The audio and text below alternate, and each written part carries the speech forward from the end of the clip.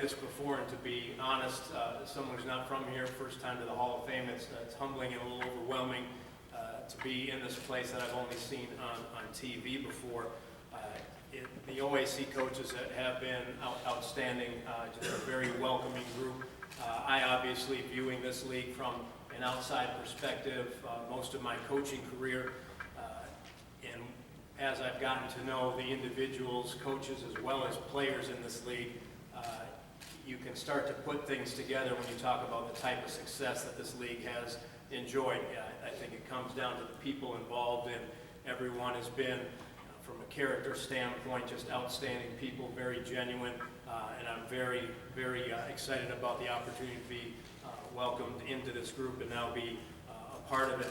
We're not only in a little transition in our athletic department in terms of the football position, but our university at Capital as well. We are starting with a new president, Dr.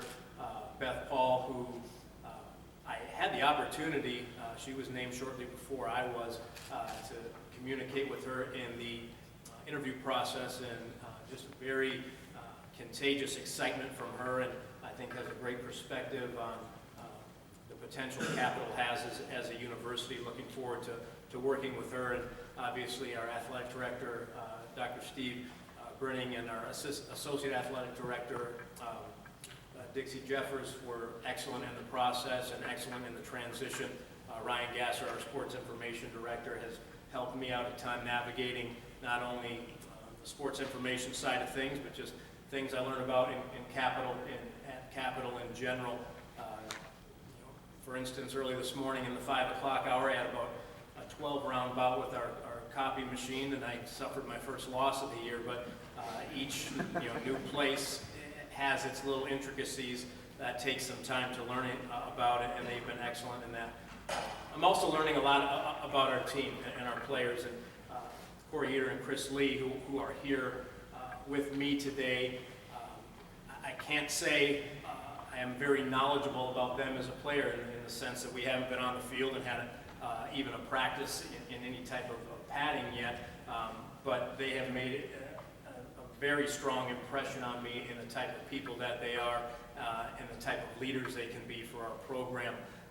Now, what we've got to do is learn about them as players and learn about what their skill sets are as we do the rest of our team, and try to see how that's going to fit into what our schemes are and the way we're going to teach things with a new coaching staff. In my discovery process, I have been able to get some general ideas about what's coming back from the program, some idea about what's coming in. I think there's definitely some talent in place there. I also am well aware that our challenge is going to be our depth. We're going to be very low in numbers. We're not even necessarily approaching 100 as most of the teams in the league do, and we're going to have to be smart about how we proceed in that balance between preparing your team to play on Saturdays as well as trying to keep everybody as healthy as you can be over the course of a 10-game season, bye week, and preseason camp, especially in a league like this. When I look at us offensively, I think the first thing that comes to mind is a strong running game. And statistically, I think if you look at least at last season, it backs that up. Well, part of that has to do with really our only group that I would say has some depth and experience at it on our offensive line. There's some solid returners there. Again, things will be a little bit different for them and how we're going to teach things.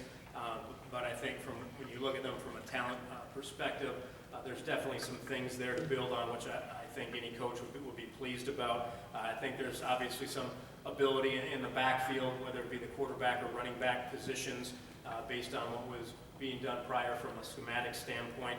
And I think it's going to be our job as coaches to figure out how we can best use that talent and utilize their abilities in the things that we're going to do offensively. Probably need to grow a little bit in the passing game, and we understand that going in. I think there's some potential there to do that, but I have found it, oddly enough, this is my third job in a row that we've taken over for a triple option offense. I understand that it takes some time to come along a little bit there as programs learn a little bit more about that passing component of the game that they maybe haven't spent as much time on in the past.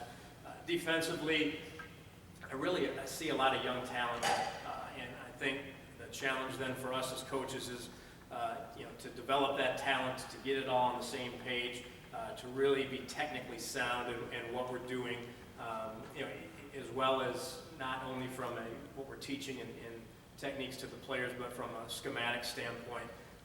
And I think there is some potential to definitely grow from there. Special teams wise, we do have a senior punter that's returning, and he, everything I've seen statistically, looking on film, has done a real solid job back there. I've spent a lot of my years coaching for guys that would tell you the most important play in football is the punt.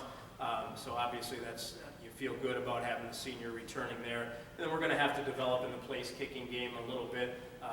Maybe some young guys coming in may have to train one that's already on the team. We'll have to find those things out as we head into preseason camp here with our first practice on Thursday. But we're all excited about the opportunity to get started on Thursday. We open up the season against Wittenberg, at Wittenberg on the 3rd of September, and then open OAC play on the road at Muskingum on the 17th, 2 weeks later.